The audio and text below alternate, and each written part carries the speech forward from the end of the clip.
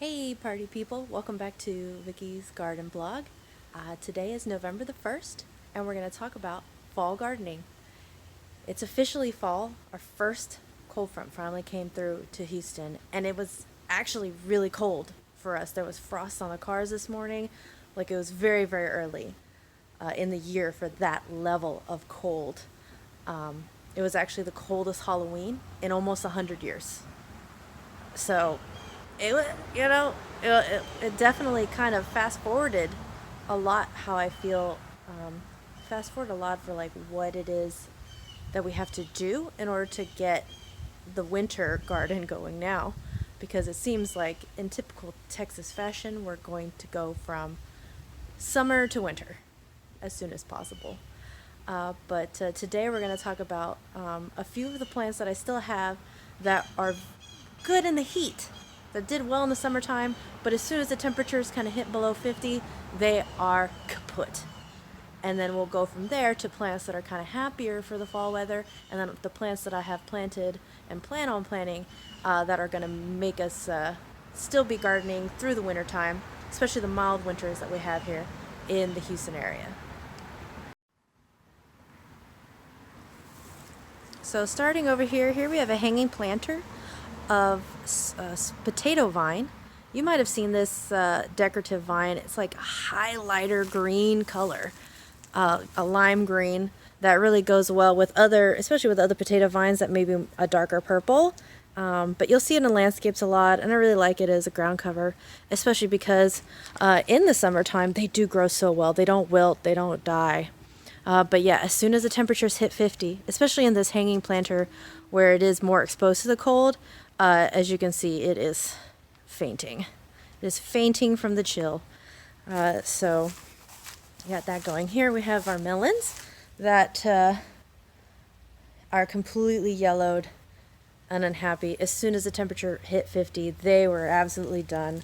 Unfortunately, we still have like a couple melons here that are just too small and they're never gonna get to maturity. So unfortunately, we're not gonna get to eat any of these melons this year. But definitely learned a lot trying to grow them this summer. So we're gonna be able to try them again sometime. Bulbs. But as you can see over here, these leaves that were a little less protected, since it got into the low 30s, mid 30s actually, overnight, now these leaves are kind of starting to die off. They kind of turn into this muddy green brown color because they do stupendously in the heat. It's probably one of the best plants you can grow in the summertime, because while they wilt a little bit during the hottest part of the day, they rebound every night and they do great and they grow great. As you can see, they're growing extra great. Kind of almost overtook this bed essentially. It goes on back there. But yeah, as soon as it gets cold, they're going to be ready for us to harvest. So probably the next thing on our plate is that we're going to be going on a gold digging hunt to find some more sweet potatoes. So looking forward to that. Got little mini rows over here. Now we're going to switch gears and go over to plants that do well in the winter time. And here I have a broccoli plant. This one I bought as a tiny little sprout about a month ago, and since then it's kind of grown. Here you can see it's got a nice thick stem. It's a little bit leggy, it's a little bit leaning this way.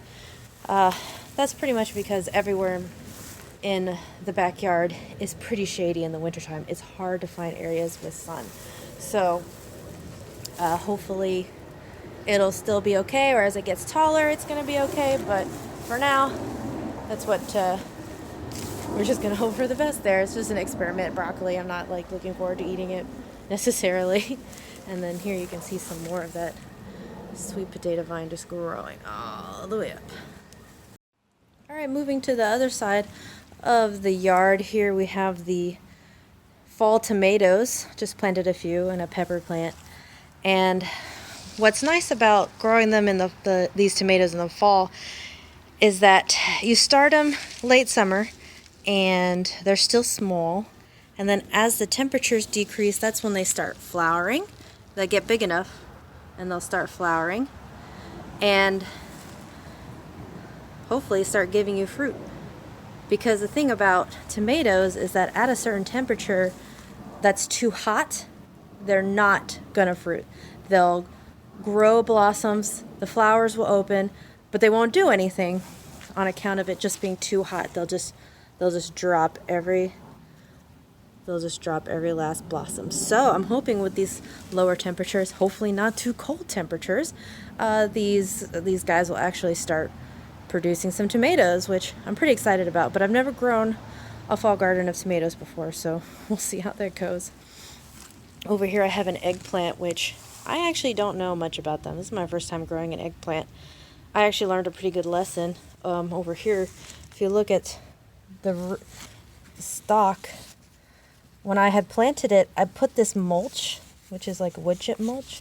I put it too close to the stem, like right on the stem. So consequently, I'll get that leaf out.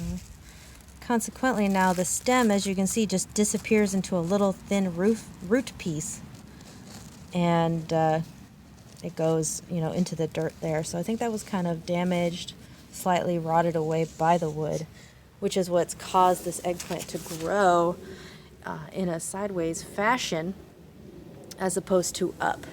I mean, it's still mostly healthy looking. Got a little bit of leaf curl here. I don't know if it's from the cold or what.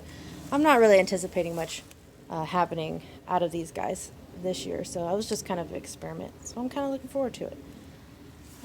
Looking over here, you can see the basil.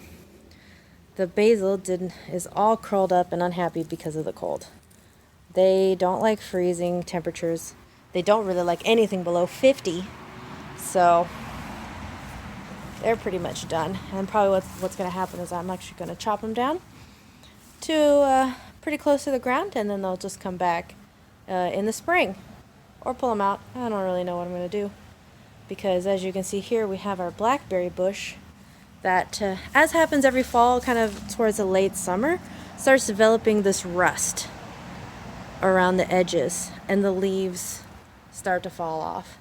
So this is like a fungal problem, and even if I keep spraying it with copper fungicide or some sort of other kind of fungicide, it still kind of gets this happening, so that by the springtime all these branches are going to look like this. They're going to be blank. So far though, in the spring, each one of these nodes, each one of these little nodes here will actually sprout a new set of leaves or a new set of branches. So we'll see what happens next year. As you can see, it is still taking over the bed. Moving down here, we have some basil, some more holy basil here. It never really took off. It's not very happy, but it shall remain there. As well as some bok choy is starting to grow here. That's a cold weather crop that can absolutely take like a really light frost. The chard, this is actually chard I planted in the spring that still managed to live through the summer despite my total ignoring of it. So happy about that. Marigolds are happy. They will die in an actual frost. They will go away, but for now they're extremely happy. And in fact, I need to pull them back a little bit so they can stop shading here into my two different kinds of Brussels sprouts that I have growing. My tomato that is on borrow time. And this is the Romanesco plant. So this guy's growing pretty good. I'm pretty happy about it. The sturdiness of the stalk there. Down here I'm growing radishes. They can handle a little bit of cold as well. They enjoy it, and they're growing pretty happily as well. Over here, bean stalks. I thought that these guys might not like the cold. But as you can see, they're actually really enjoying the cooler weather now that the heat of the summer has broken, and now they're actually growing like a ton of little beans here. So pretty excited about that. I think I need to pick all these today before they become raccoon food or something. Moving from the beans over to this other bed, here we have an eggplant plant that I'm leaving there. I'm not sure if it's going to do anything else here. As you can see, it's actually been attacked pretty hardcore by pests, some sort of caterpillars, some aphids, and the ants that come with it.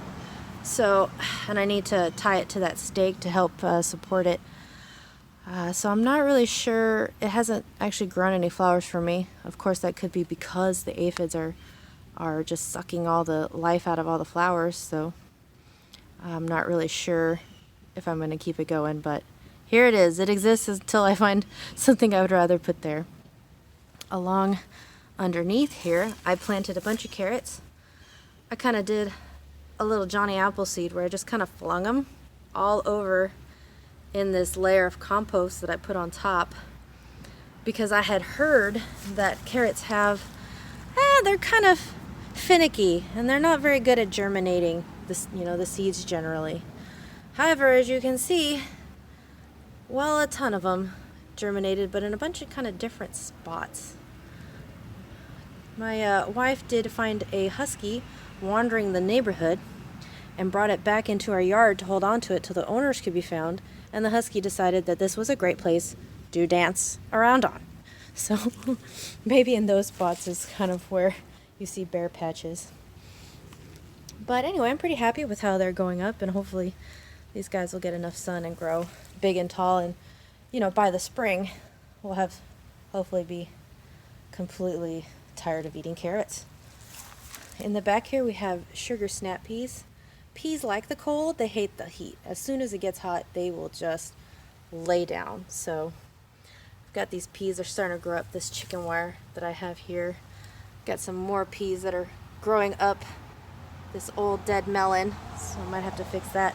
But I think I'm gonna plant actually some more peas, do a little kind of succession planting where peas will be ready at different times, as well as, I've got room. I got room here. Once these melons are gone, I'm gonna have plenty of room here, so that's a plan for later. Down here I have pepper plants. These ones I planted in the summer and they did not care for the heat like my other pepper plants loved the heat and had no problems. But I think because they didn't have root systems yet that were strong enough to handle the heat, handle all the water, necessary nutrients in order to stay alive, so they stayed pretty stunted and small, a little bit burnt up. So hopefully they'll give it, as you can see, there's a couple of sweet peppers. These are small, those little mini sweet peppers that you see in the grocery store that are, like yellow and red and orange. And we'll see how they do. So in conclusion, we've talked about some of the plants that I have that are dying now that it's truly gotten cold. Fall has finally arrived, as well as the plants that are doing quite well, thriving still. The tomatoes can finally start creating fruit. The blossoms are not dropping off because it's too hot. And also the plants that are going to do well for us all through the winter time. So we're talking about the Brussels sprouts, the broccoli, the Romanesco, the radishes, carrots, and also the snow peas. So we're gonna try for the future projects in the next couple weeks in the vegetable garden bed behind me here. You can see we've got the carrots coming up in this patch, and then along the back here we're gonna be putting in some more sugar snap peas, taking out the melons, which are the heat loving plants, and putting in sugar snap peas, which can handle a light frost and be set for the whole winter time. What's also nice is that we don't have to water nearly as much as we did in the summertime, especially because there was a drought this year. But anyway, looking forward to the fall and the winter crop. It's not as flashy as the summertime and the spring fruits and veggies, but I'm pretty excited. This is my first time trying to grow things in the winter, so we'll see how it goes.